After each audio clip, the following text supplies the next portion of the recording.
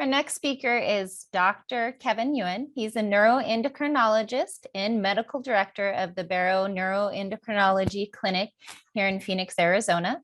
He's going to talk about hormonal changes of the hypothalamic hamartoma, the role of an endocrinologist. Thank you, Dr. Yuen. Thank you, everyone. Thank you for your kind introduction. I'm just going to share my slides now. Okay. So what I'd like to talk to you in the next 20 minutes or so is to highlight the area of management of patients with hypothalamic hamartomas that is often not thought about frequently enough, and I'm trying to increase the awareness that there are hormonal changes that can be associated with this condition, especially after the different types of treatment that patients undergo, and to also highlight the role of the potential role of an endocrinologist when it comes to having to screen and manage these kinds of hormonal changes, which can have huge implications both in terms of quality of life and also in terms of future comorbidities and mortality rates as well. So these are my disclosures. And just to talk about the objectives of my talk, there is 5 objectives. Firstly, I'd like to summarize currently available data on the hormonal changes associated with HH patients, both in children and adults, and then review the data on the effects of the different types of treatment that patients go through and the potential effects these treatment regimens can have on hormonal changes, both in terms of acute and chronic, and then offer some practical strategies on screening and follow-up. And then once there are detectable hormonal changes, then to talk about treatment approaches for these kinds of hormonal changes, and also not forgetting that they are possible patients who develop hypothalamic obesity and how to treat this condition, and then follow up with closing with discussing gaps in knowledge and future research targets. So what are hormonal changes of HH? And as you know, and I don't want to belabor this point too much, hypothalamic hamartomas are rare congenital benign lesions in the ventral of the hypothalamus. So the location of the tumors can actually have an impact on the brain hormonal regulation of patients. And this is really because of the location of the tumor. But again, it depends on the size of the tumor, but it can often be asymptomatic or can be revealed by neurological disturbances, mainly gelastic seizures. But unfortunately, as you can see here, it is not usually revealed by hormonal changes.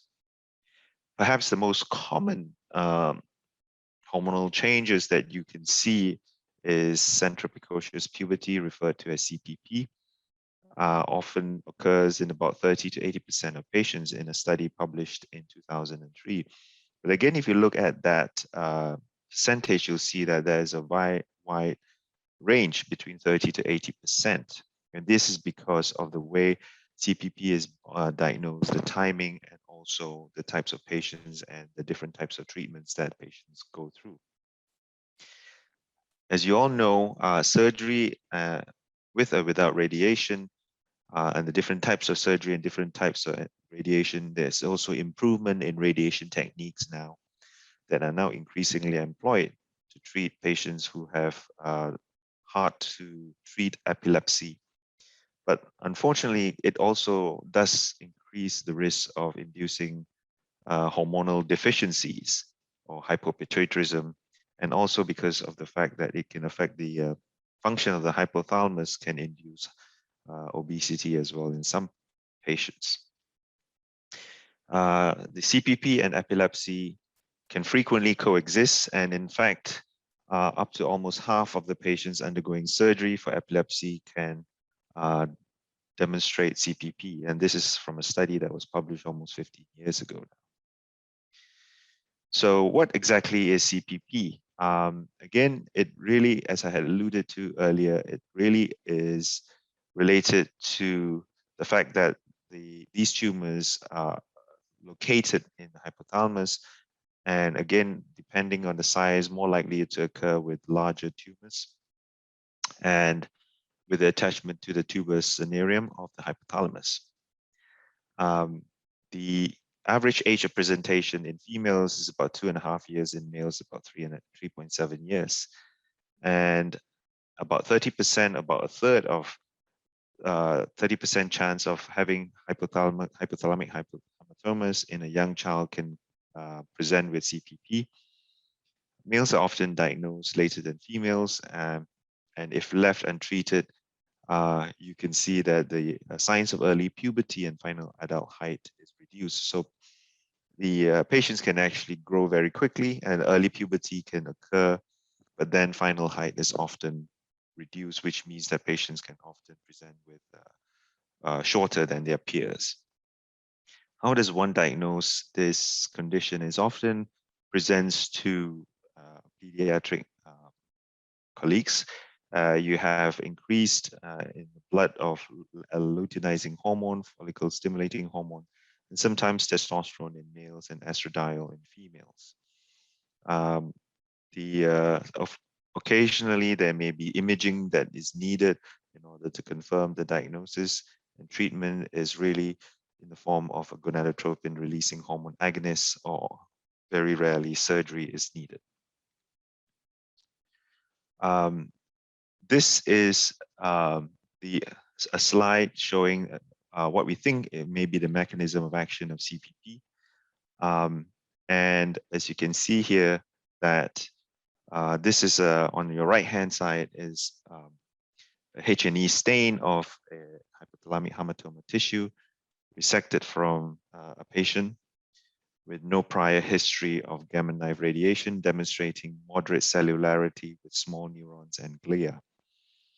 But when you see these pathology under the microscope, it doesn't really tell you exactly how CPP is actually caused. And in fact, we still don't quite know exactly the molecular and cellular pathophysiology of these patients. It is thought to be that there is premature initiation of the hormone gonadotropin releasing hormone from the tumor itself that actually liberates and causes adjacent normal hypothalamus to produce pulsatile GnRH release, either from pressure itself or from other unknown releasing factors of the hypothalamic hamartoma tumor itself. In addition, it could also be, and there is some, there's another hypothesis is that it is possible that hypothalamic hamartoma tumors itself could itself be an independent generator of the GnRH hormone that causes increased pulsatility that then translates into this condition. So again, these are two hypotheses that that has been thrown around. What about other hormonal changes? Diabetes insipidus, which is where a condition where you have excessive urination and excessive thirst that can happen.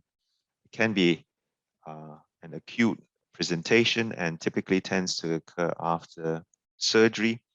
And in this series by Ng YT, presented or published in 2006, the rate of diabetes insipidus can range from between 15 to 55% of patients undergoing transcallosal resection.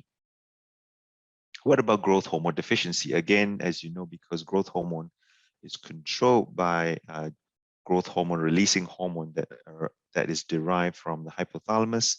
So it's not surprising that growth hormone deficiency can be affected, can be found. And there have been several case reports documenting some patients who presented with growth hormone deficiency, which again doesn't help when it comes to the growth velocity of these patients or the final height of these patients. Rarely, there's also excess corticotropin releasing hormone and ACTH secretion. In fact, there was a case report of a 2-year-old boy with hypothalamic hamartoma who actually developed excessive behavioral lability and behavioral changes that actually normalize after HH resection that turned out that was driven by excessive CRH and ACTH secretion. So it is important to understand the underlying cause of the patient's symptoms in order to appropriately treat the patient. Hyperphagia, which is excessive eating and weight gain, can also be caused by any form of damage to the hypothalamus. And in this situation, when you have HH that is being treated either by surgeries or even several surgeries followed by radiation, this has been reported in about a fifth of patients. And in fact, as you can see here in this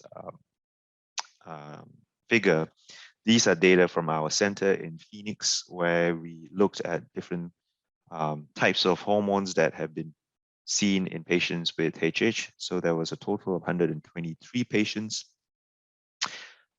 These were patients who were noted to were tested before surgical intervention.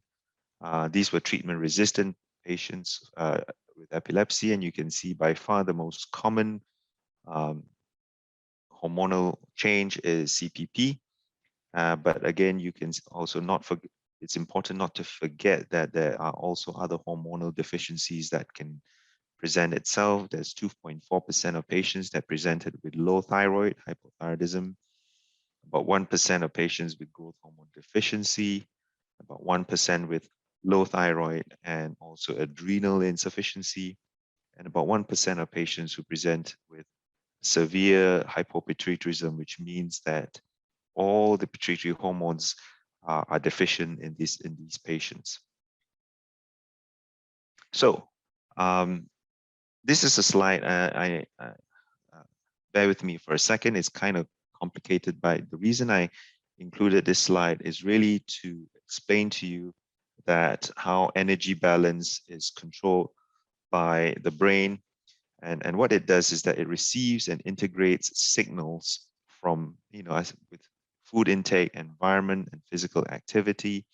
It's kind of like a specific computer microchip that when it receives these kinds of signals from the peripheral tissues and external environment, it responds by producing neurotransmitters that help modulate food intake and energy expenditure. So within the hypothalamus, there are several areas, as you can see here, which have different roles in terms of what it does after it receives and after it receives information from the external environment. It integrates all this information to thermosensitive areas and modulates the sympathetically stimulated thermogenesis to the brown adipose tissue and also other types of adipose tissue to regulate energy expenditure. And that is the reason why you see that it's a very important area in the brain, so that when things go wrong within the hypothalamus, you can sometimes see that the appetite is affected. Temperature regulation is also affected often. This is a study that is published not too long ago, almost a year ago, where they looked at 16 patients. It is a prospective observational study of 16 patients, 9 males and 7 females. And again, if you look at the literature of hypothalamic hamartoma patients with hormonal changes, you'll find that there is actually very few studies that have been performed. So this is actually one of the more recent ones, but also quite few.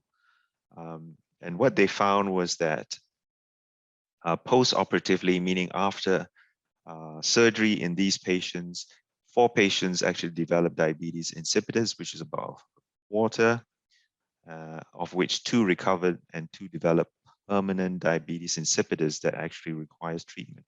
And again, it's very important to treat diabetes insipidus, because if you don't, they can present with excess thirst and urination that can affect their electrolyte balance, and that can be dangerous as well. 2 out of 16 patients presented with adrenal insufficiency, again, a very important condition to diagnose and to treat, because if you miss this, patients can have low cortisol, and which is dangerous, especially if they get an infection. One patient developed low thyroid, and weight gain was seen in 2 patients within a year after surgery. And interestingly, if you look at the LH and FSH, you'll see that in the 4 patients that presented with changes in the LH and FSH, you can see that all of them actually had a lowering of both LH and FSH after surgery. So this is not a trivial problem and needs to be addressed. How about management of hypothalamic obesity? As you can see, most efforts to treat hypothalamic obesity have been disappointing, with long-term success rates being abysmal. And again, hypothalamic obesity can cause increased insulin in the bloodstream. And so the treatment for that, again, is challenging. We advocate or advise a low-carb diet. Octreotide may be used, but limited with side effects. Dioxazide and metformin can be used again, but again, these are not very helpful and not had any much success using a metformin to this effect. Surgery has been considered to manage hypothalamic obesity. To reduce insulin resistance, there is a surgical procedure called truncal vagotomy to reduce insulin secretion, and also bariatric surgery, as you well know, which is to reduce the weight in some patients. Again, this is also not very successful in some patients, but certainly bariatric surgery, again, there has not been performed in many patients. But again, in those patients that have undergone bariatric surgery, some of them have had intermediate success. Medications, again, very difficult. There are a few options, as you can see below there, but again, they are with modest efficacy. What about management of other comorbidities of hypothalamic damage? Again, also not easy. When you have insulin resistance, especially if there is hypothalamic obesity and weight gain, there is an increased risk of developing diabetes. So medications used for diabetes can be used to reduce blood sugars. There is also an impaired sensation of thirst, again, because of the fact that your thirst area is located very near to the hypothalamus, and therefore scheduled fluid intake is important, because in some patients they can present with a severe thirst, but there are also some patients who do not have a sensation of thirst because the area which is the thirst center mechanism is actually quite near to the hypothalamus, and if that is damaged, patients may not have a sensation of thirst. Therefore, they need to be advised to take fluid intake on a scheduled basis. Unusual sweating and temperature regulation, again, is hard to treat. Medications have not been very helpful. Blood temperature, body temperature fluctuations, again, very hard to treat. Again, because the hypothalamus is where the sleep center is, insomnia can be a problem, and therefore referral to sleep medicine is an option. And in terms of other kinds of hormonal changes, this is a table that demonstrates the different studies. Again, there are not many published, and you can see here there's an example of 5 different studies, and you can see different types of surgeries have been used. Again, small numbers of patients, no more than 30 patients in these different studies. And you can see here that pituitary hormone deficiencies have been reported in about 24 to 57%. Weight gain can be seen as well in about 50 to 70%. And again, hypothalamic obesity in about 17 to 41%. So again, very variable, but certainly it is present, no doubt, in some patients. This is a more recent study published 4 years ago, where they looked at 34 patients using gamma knife radiosurgery. And what they found was that in these individual patients, there was a small number of patients that develop CPP, as you can see here, and very small numbers of patients who actually developed pituitary deficiency. So again, suggesting that perhaps gamma knife radiosurgery can cause CPP, but does not appear to have a major effect in worsening endocrine function, or in fact, does not have a major effect in causing weight changes, as you can see here on the right-hand side of this slide. So I'm going to dig a little bit deeper into the individual hormonal deficiencies which can occur apart from CPP. So for example, if the patient has low LH and FSH, which are the sexual hormones that controls the sex hormones in both men and women, you can see that some of the symptoms of deficiency would include mood swings, impotence, fertility issues, vaginal dryness. Don't forget that these patients, in women, they can go into premature menopause, which is the explanation for the vaginal dryness, and also the increased risk of osteoporosis. Blood tests to be performed would be LH, FSH, and testosterone in men and estrogen in women. But often we don't probably have to even perform estrogen or estradiol levels, because females can normally tell you whether they continue to have a regular menstrual cycle or not. And if they don't, then clearly there is something that is not right with the gonadal axis of these patients. The other hormone that can be found to be deficient would be the ACTH, or the adrenocorticotropic hormone.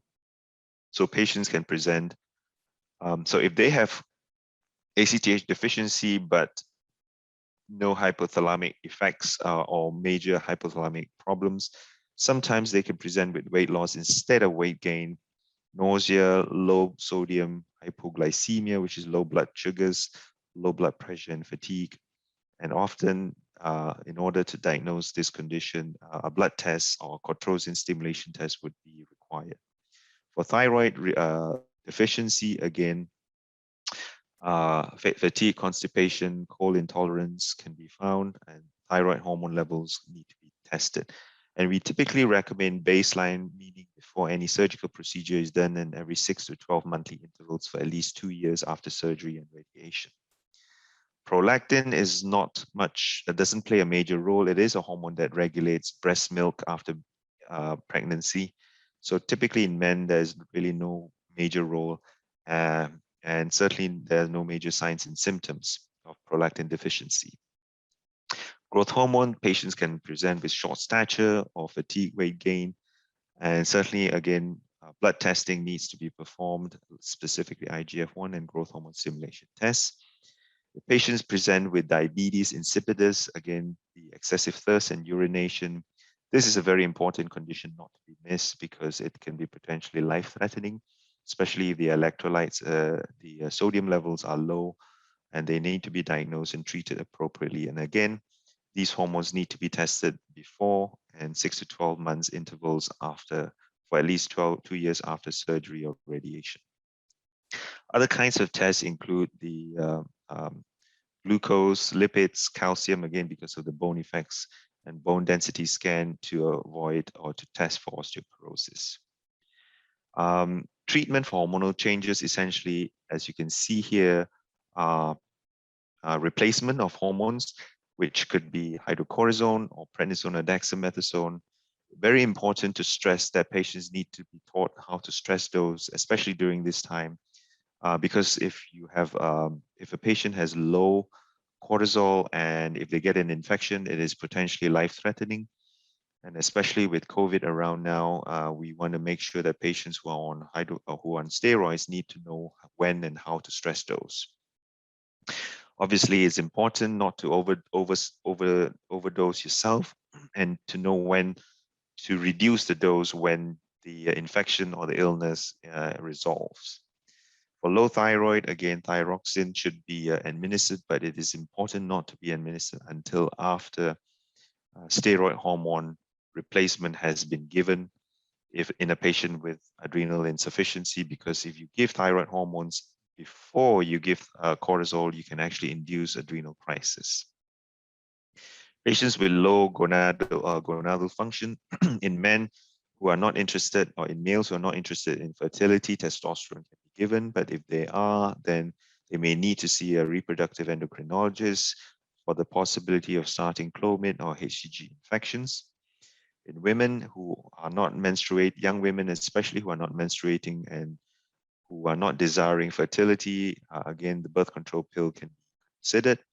But for those who desire fertility, then again, they may need to see us a reproductive endocrinologist or reproductive person to help them with fertility.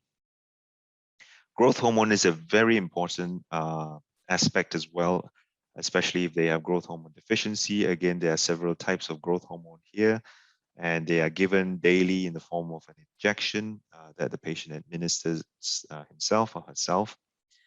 Diabetes insipidus treatment can be in the form of tablets or intranasally, but importantly is to counsel the patients to monitor fluid intake and output and to adjust doses of the desmopressin according to activity, temperature, and also diet.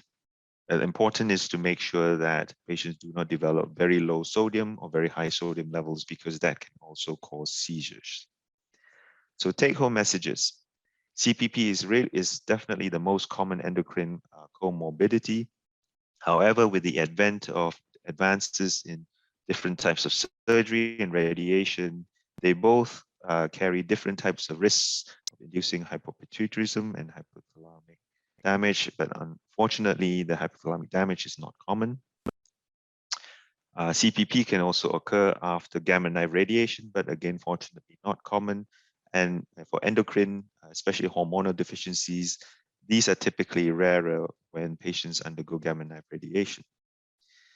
We advise performing endocrine assessment prior to any form of surgical or radiation intervention, and at intervals of 6 to 12 months for at least 2 years after the procedure. And finally, hypothalamic damage and its comorbidities is a very challenging condition to manage and often requires a multidisciplinary team approach.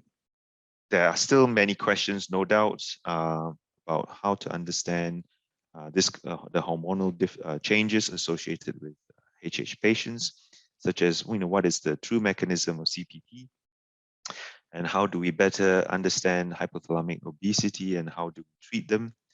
What are the optimal time intervals for follow-up for endocrine testing for patients that have undergone surgery and radiation? Again, we advocate 2 years, but there could be patients where a longer duration of follow-up may be needed. Endocrine side effects are uncommon after gamma knife, but for how long do these patients need follow-up? Again, it's not entirely clear and further studies are needed.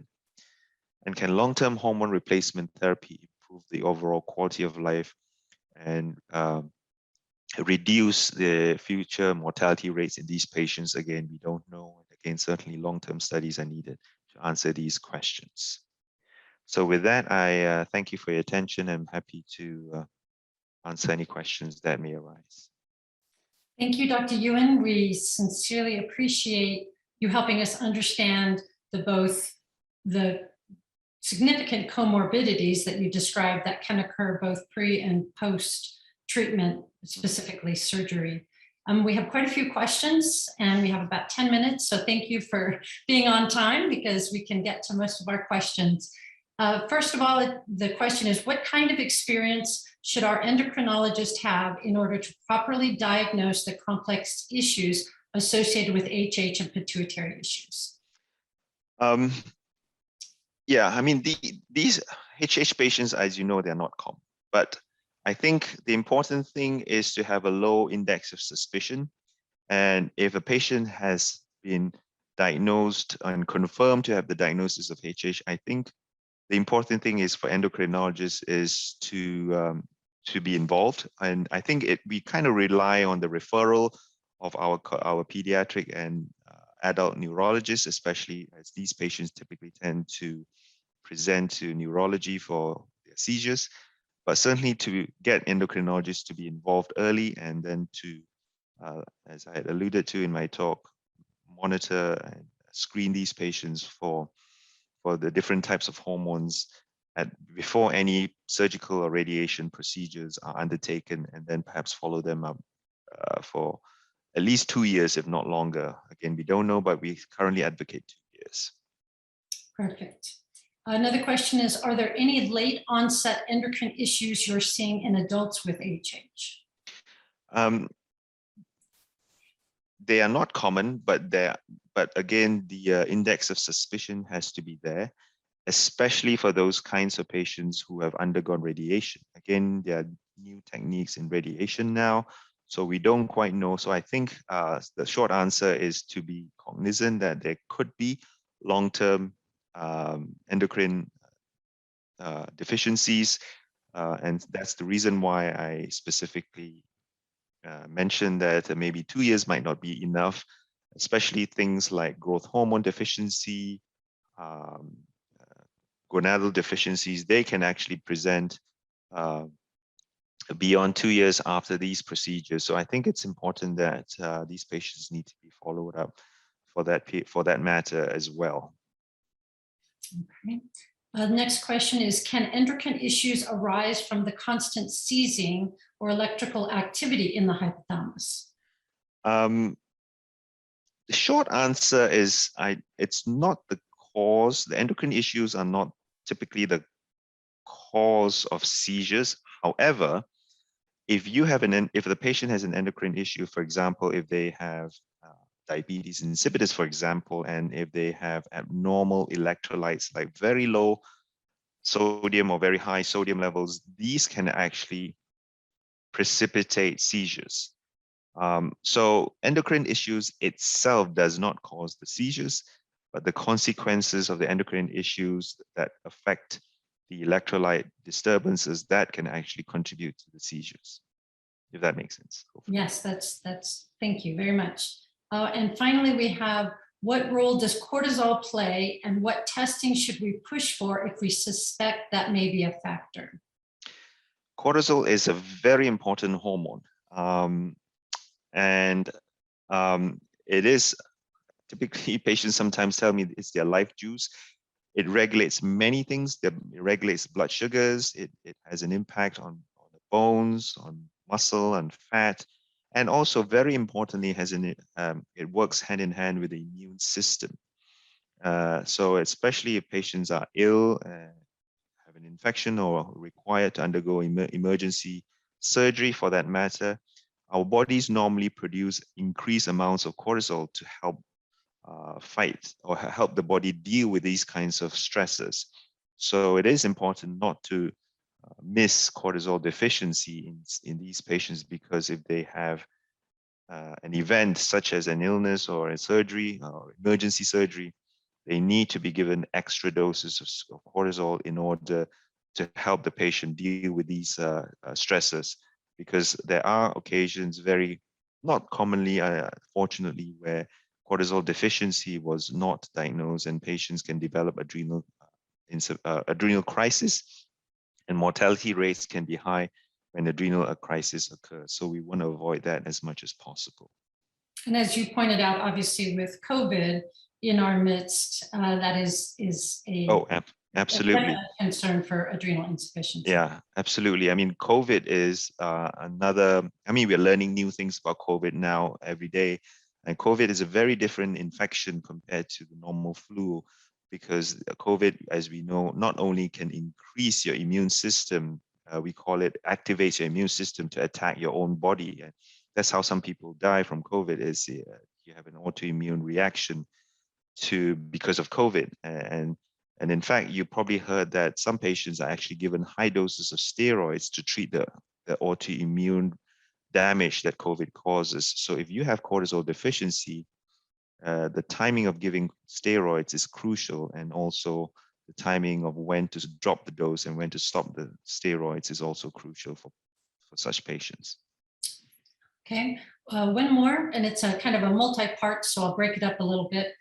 Do you recommend your patients work with a nutritionist, and do you typically see essential vitamin deficiency in these patients?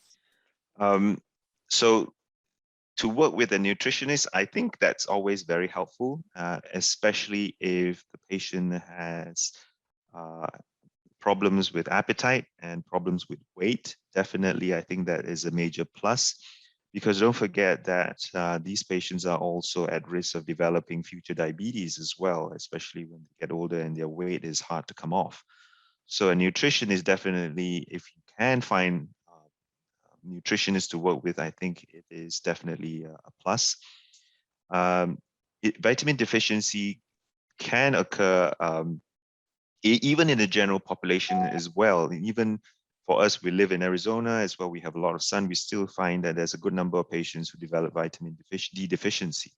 So I think it is important that the vitamin D is checked, because it's important for bone purposes. And again, if they are low, then again, supplementation needs to be administered as well. So I think these are very important points, but they are definitely not quick fix methods, especially working with a nutritionist and weight and regulation. But definitely, if you can find a nutritionist to work with, I would highly recommend that. But I hear you saying we're definitely in for the long haul with, if you have these kinds of conditions. It's not something that we can manage overnight with one pill and we're done. It's yeah, and often HH patients, especially if their seizures are well controlled, they're doing well, and they're doing well in school, and as they go into adulthood, I think it's important that they need to be continued to be kept an eye on from the endocrine standpoint, especially if they've had surgery or radiation, because these things follow through into adulthood and can have an impact into their future cardiovascular risks and mortality rates as well, and certainly quality of life. Absolutely. Okay, last question. This individual is currently using a Suprelin implant for their son who's 7. What is your experience with removing children off these medications and the long-term effects on their ability to grow normally once removed? So again, it's difficult to assess the growth status or the growth hormone status when patients are being treated with these implants. You would think that, especially if they've had surgical manipulation to the tumor, radiation, that's why I emphasize the point that they need to be assessed before and after surgery to assess what their growth hormone status is, because once they are on these medications, it's very hard to assess these hormones, because they're all muddy. You're going into muddy waters now. So I think, and especially if they're not growing on these kinds of medications, then they should be stopped, and then they need to be reassessed. Especially the growth hormone axis needs to be reassessed to determine if they truly have underlying growth hormone deficiency or not. And if they do, then appropriate treatment for growth hormone replacement needs to be instituted. Okay, looks like we're right on time. And I just want to say personally, thank you so much, Dr. Yuen. You have been just a real welcome addition to our medical advisory board. Endocrine issues, as you know, have been kind of in the dark for many, many years for us hypothalamic hamartoma patients, and you really are shining a light. So we really do appreciate everything you do. Trying my best to increase the awareness, very important. You are doing an amazing job, and I know the community is very grateful. So thank you so much for your presentation, and we will keep everyone informed of more endocrine knowledge as you're able to share that with us. Thank you. Thank you. Thank you, Dr. Yuen. Bye-bye.